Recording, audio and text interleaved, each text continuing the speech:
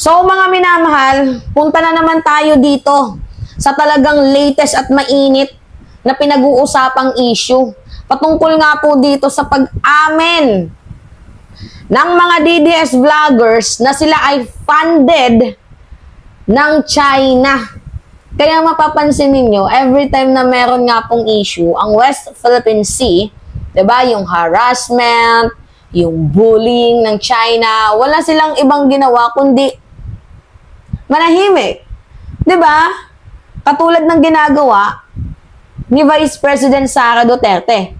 Silent sa issue, kung minsan pa nga, tayo pa yung mali na pinapalabas nila.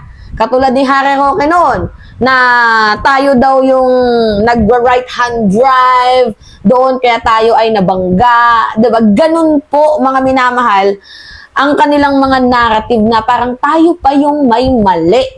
So sa nangyaring hearing nga po kahapon sa TRICOM, abay napaamen yung dating Presidential Communication Office Undersecretary na si Trixie Cruz Angeles, na kung saan yung picture na ito mga minamahal, yan o, yung picture na yan, nakikita ninyo. Basahin natin ha. China's NRTA holds seminar for journalists and info officer. Yan. So inamin ni dating Presidential Communication Office Undersecretary Trixie Cruz Angeles na yung meeting na yan sa Chinese Embassy ay sponsored ng Chinese government.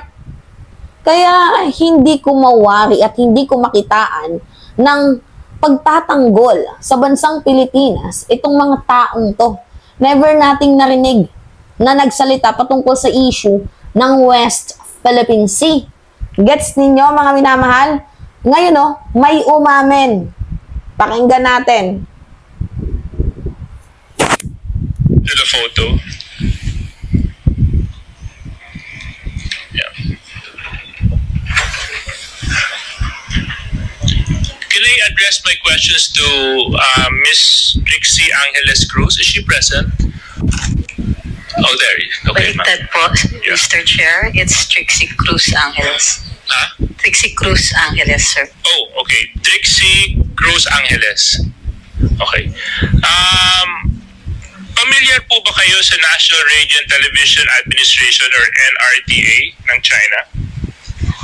Yes. Yes. Okay. And you are fully aware that they do conduct training programs for media practitioners mula sa iba't ibang bansa? Yes. Dito po sa larawan, pwede niyo po ba ibahagi sa komitiba kung sino-sino po ang nandito sa larawan? Medyo malabo po, malayo po yung kung maaari pong lakihan para makita ko. In China, on May 23rd to June 5th, 2023. So 2023? Yes, sir. So, again, what dates? May 23rd to June 5th, 2023. So, ilang araw po kayo sa China, Miss Cruz? May 23rd. Mahina po ako sa math, but from May 23rd to June 5th, I assume that's about roughly about 12 days. 12 days, so more or less around 2 weeks? More or less. Yeah. And this seminar, was it sponsored or did you have to pay for your seminar fees? This was sponsored. Oh. So, Sponsored. ang nagbayad po nito ay yung State of China. Yes, sir. China government. Ang nagbayad sa inyo. Yes, sir. Sa travel ninyo, sa stay ninyo, at sa seminar. Okay. Paano po ba kayo naimbitahan para maging bahagi ng seminar? Through the Chinese Embassy. Through the Chinese Embassy. Pinili po kayo ng Chinese Embassy. They conduct these regularly, I understand. There are others who are also invited from the mainstream media.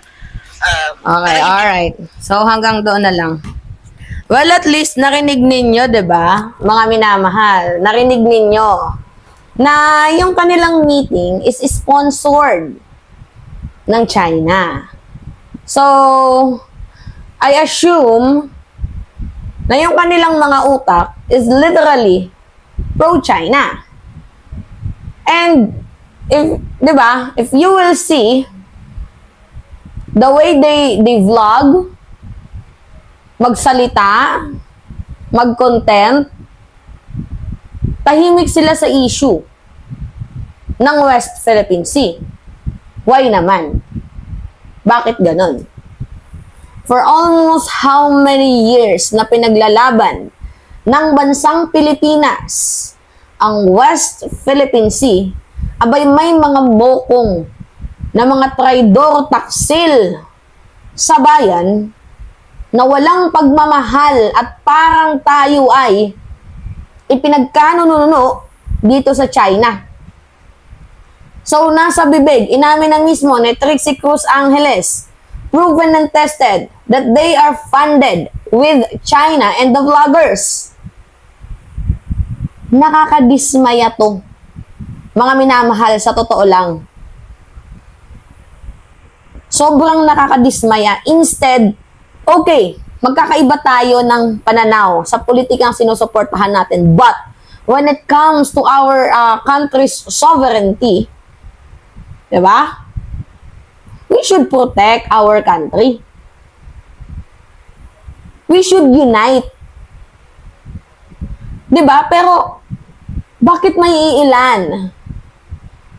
Ang hirap niyong ipaglaban. Merong iilan na mga tao, katulad nila Trixie Cruz Angeles. Diba? Mayroong mga iilang tao na kung saan dapat na tinutulungan ang sariling bayan, pinapahalagahan, iniingatan, minamahal ang bansang sinilangan. Pero pag ang usapan ay pera, ano to? When the price is right, nagiging makapili kayo? Dapat may makulong dyan eh. Sa pagtatraidor, pagtataksil, kapwa Pilipino, nakakalungkot. Tama yung sinabi ni Jay Suarez, nakakalungkot na kapwa Pilipino din ang nagpapabagsak sa kapwa Pilipino. This is very alarming. Totoo, mga minamahal. This is very alarming na merong mga Pinoy na parang nagiging espiya ng China sa bansang Pilipinas. And nabibigyan pa sila ng platform para magkalat ng hate speech, ng fake news, promotion dito sa China. Nakakabahala to mga minamahal. Ano yung tema ng kanilang agenda? Ano yung purpose nila doon? Diba? Yung propaganda ng China, yan yung tinitake nila. Instead, sana na i-promote natin, ipagtanggol yung sarili nating bayan. Yan yung mga taong galit sa NPA. Alam niyo ba yon? Galit sila sa mga relihista. Galit sila sa CPP, NPA, NDF. Mga komunista ng bansang Pilipinas. Pero, look at them. Kumakampi sila sa CPP ng China. Sa Chinese Communist Party. Kumakampi sila.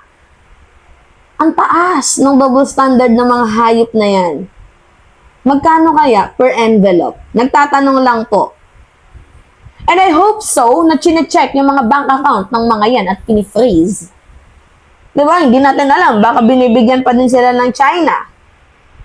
Check their bank transaction nang malaman natin kung gaano kadami ang pumapasok at lumalagak na pera sa mga yan.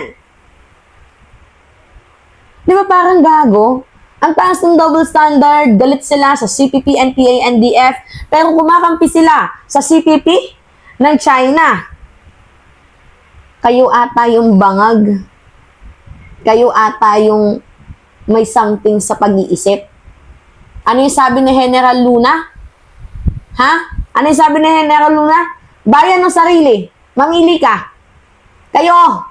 Mamili kayo. Bayan ng sarili. Diba kaya mapapansin ninyo, mahuhusay sila sa mga posting.